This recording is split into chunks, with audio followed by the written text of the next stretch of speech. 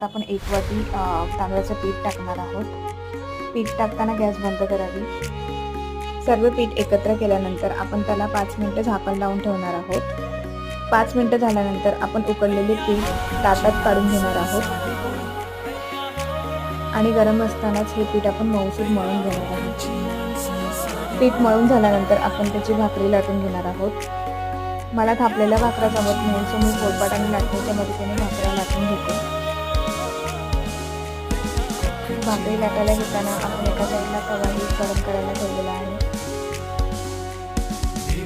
भाकरी लाटून झाल्यावरती ही गरम तव्यावर भाकरीच्या वरच्या बाजूला थोडंफार पाणी लावायचं. गॅस मिडियमच ठेवायचा. एक साईड भाकरीची टाकून पहिली बाजू दुसऱ्यांदा घालताना आपण त्यामुळे आपली भाकरी पूर्णपणे फुलून